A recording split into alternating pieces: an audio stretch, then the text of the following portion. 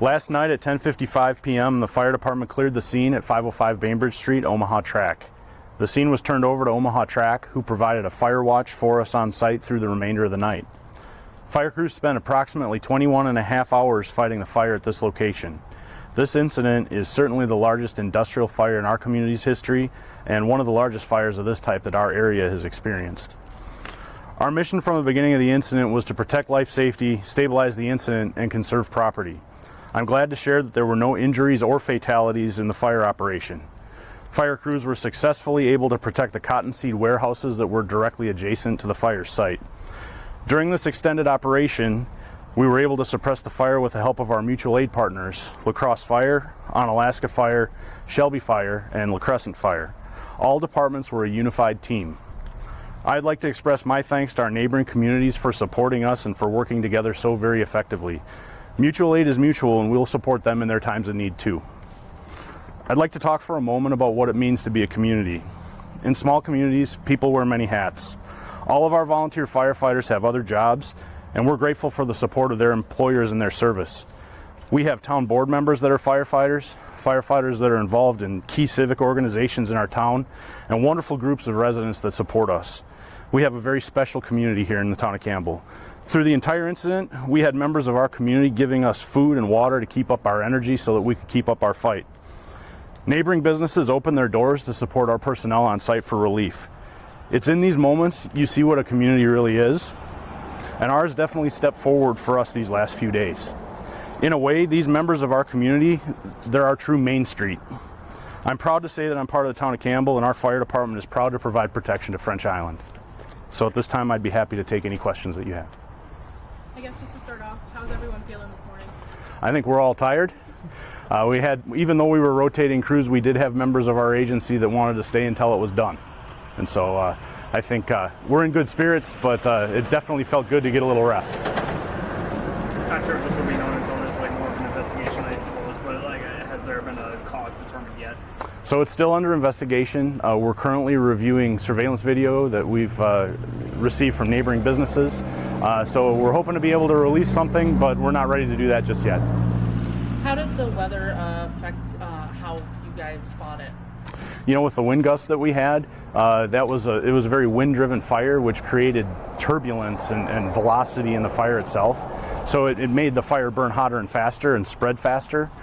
So we set up what we call a defensive operation, where we tried to control the perimeter of the fire and attack it to the best of our ability, but we had to be safe while we did that. And so I think the biggest impact from the wind was that it made us, we're always careful with firefighter safety, but it made us more aware of the changing conditions and how quickly they could deteriorate. I know last night you guys had excavators in there really tearing everything apart. At what point did you feel it was okay to leave and let that night watch take over? Yeah, so when we got to the point where we didn't see any more flare-ups or hot spots, then we were comfortable. The fire watch was a useful thing for us because we knew that we would have a person that was monitoring the site so that it wouldn't get back to the same scale that it did if anything did start again. But we made sure that all the active fire was out before we left. This morning, still some smoke could be seen coming from the site. What does that mean? Is that anticipated through the next coming days? Can you just explain today and ongoing? Yeah, in fires like this, it's very common for smoldering to happen for days, weeks. So we just continue to monitor the conditions. The crew on site today has been moving around some of the fuel.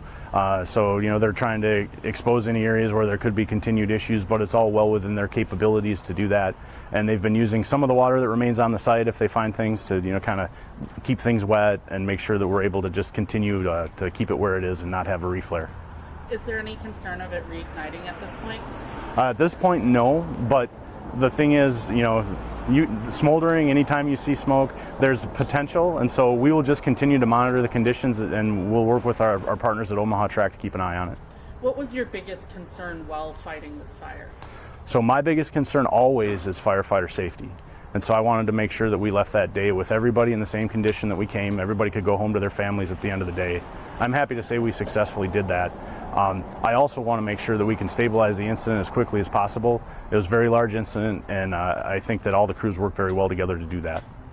How's communication been between the fire department and Omaha officials throughout from start to finish?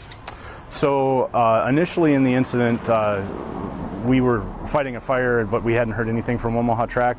They did approach us with an EHS manager, a safety manager, midway through the incident, and we exchanged phone numbers, and we've been communicating on and off as they have questions or have needs. Off the top of your head, do you know either how many gallons were used or how much was burned? So I could only give an estimate, but I know that we did flow millions of gallons in the firefight. When you have that high level of a flow for that long period of time, it's very difficult to get an exact estimate. And as far as the area burned, I mean, it's roughly the size of 4 football fields. And when that fire started, there were stacks of railroad ties that were 20 to 30 feet high and 4 football fields long. Anything else you'd like the community to know? No, just thank you for your support. Thank you for our community's support, and I'm glad that everything ended safely.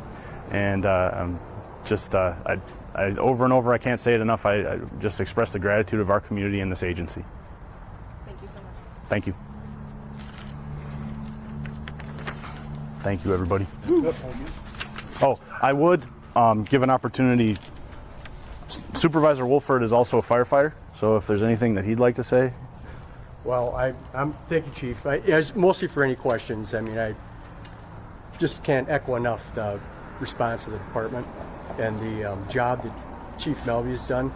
I was on for quite a few years in the past, and looking at the operation yesterday, large-scale operation, the smoothness and the communication, the efficiency of it was impressive, and that kudos to the department and the other departments, and the effectiveness in which they fought the fire with no loss of or injury or loss of life. So can't say enough about that. Thanks. Thank you. And to the other members that were there. Yeah, so. Thank you.